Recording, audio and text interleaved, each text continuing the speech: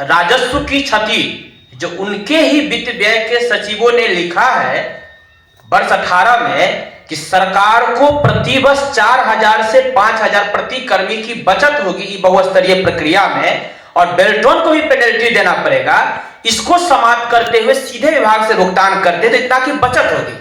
उसी का हमने गणना किया, और जो अभी वर्तमान में डाटा एंट्री ऑपरेटर पूरे प्रदेश में हमारे साथी हैं उसका रिपोर्ट है 19,000 कुछ लगभग 20,000 के हमारे साथी हैं, जिसकी गणना करने के उपरांत एक हम साझा किए थे। उससे आकलन होता है कि 92 करोड़ लगभग अरबों रुपया में सरकार की बचत होगी इस व्यवस्था को समाप्त करने में। सरकार को बचत है फिर भी क्यों नहीं कर रहे हैं? क्योंकि इनसे डायरेक्ट सरकार को लाभ है, राजस्व की क्षति हो चाहे नहीं हो, राजस्व की बचत हो चाहे नहीं हो, सरकार को पर्सनल जेबी में पैसा जा रहा है इस व्यवस्था को रखने के लिए। और व्यवस्था सुनिश्चित करने के लिए वो है अनिश्चितकालीन, जब सरकार की सारी व्यवस्था ठप हो जाएगी। जिस मुख्य कार्यालयों में हम काम कर रहे हैं वो जब तक उनको अवगत नहीं होगा, हम लोग चपरासी से भी बदतर अपने पदाधिकारी के साथ रहते हैं। एक बार 9 बजे रात में हम लोग खाना खा रहे होते हैं या किसी व्यवस्था में रहते हैं, यदि बोल देता कि अभी ये रिपोर्ट बना के भेजो, तो कोई साथी खाना छोड़ के रिपोर्ट भेजते हैं। क्यों? क्योंकि हमारी व्यवस्था ऐसा है कि यदि नहीं करेंगे तो हमको सेवा वापसी कर देगा। बहुत सारे ऐसे साथी हैं जो घुट घुट के जी रहे हैं।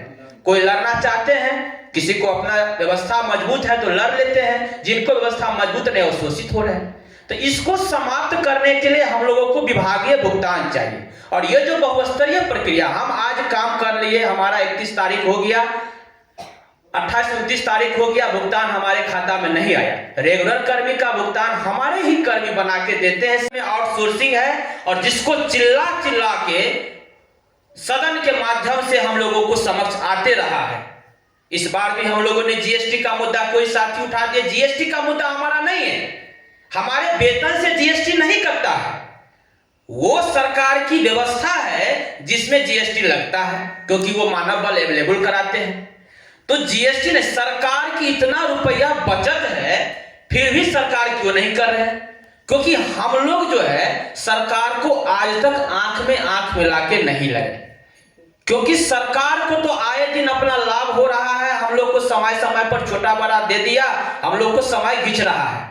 बहुत सारे ऐसे साथी हैं जिनका रिटायरमेंट हो रहा है, कुछ लेके नहीं जा रहे हैं। तो इसकी लड़ाई जो है हम लोगों को कैसे लड़ना है, सब प्रक्रिया हो गया। और हमारे ही कोषागार में कर्मी रहते हैं, वो देते हैं, लेकिन हमारी भुगतान जो है वो समय पर नहीं हो पाता। इसको समाप्त करना अति आवश्यक है। जो साथी को लगता है कि ये व्यवस्था से हमारी व्यवस्था चलेगी, तो हम उनका स्वागत करते हैं, नमन करते हैं, आप इस व्यवस्था में रहें। मेरे अंदर में इस आउटसोर्सिंग का चिढ़ है, और मैं एक जिद्दी व्यक्ति हूं। मैं शुरू से ही छात्र संगठन में रहा तो भी मैं लड़ाई लड़ा।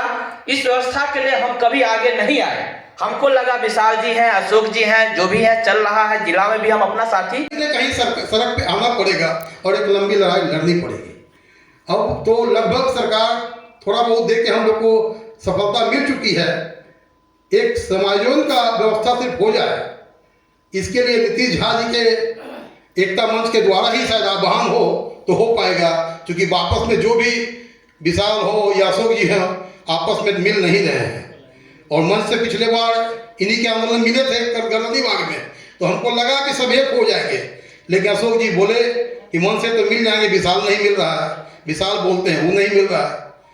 तो लगता है कि नीतीश झा जी इसका नेतृत्व करें और बिहार के सब ऑपरेटर मिलकर इसका एक जय घोष करें और समायोजन का काम संभव हो पाएगा। जो इतना दूर से चल के आए हैं हमारे सम्मानीय वरीय साथी को मैं नमन करता हूं, नमस्कार, वंदन, अभिनंदन करता हूं।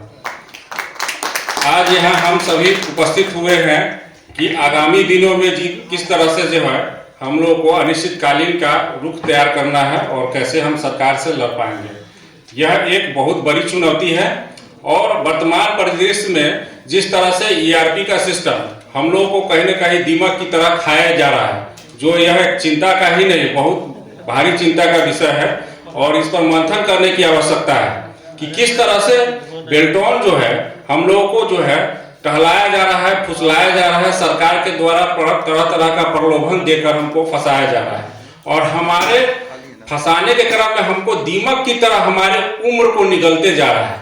यह डायनासोर कहिए या यह एक अजगर के समान हमारे जीवन को निगल रहा है और धीरे धीरे हम गलते जा रहे हैं और हम स्वतः जो है 60 ईयर के बाद जो है हम रिटायरमेंट के करार पर चले जाएंगे और हम इस सेवा से विमुक्त हो जाएंगे। तो सवाल यह उठता है कि किस तरह से हमको जो है सरकार एक साजिश के तहत हमको यूज एंड थ्रो की नीति पर काम करवा रही है। जो यूज एंड थ्रो की नीति यह बहुत ही घातक है और हमारे भविष्य को यह बर्बाद करके छोड़ेगी और हमारे जितने भी फ्यूचर है, बच्चे का भविष्य है, उसको कहीं ना कहीं जो है खत्म करने का विनाशकारी जो है यह आउटसोर्सिंग व्यवस्था है, जिससे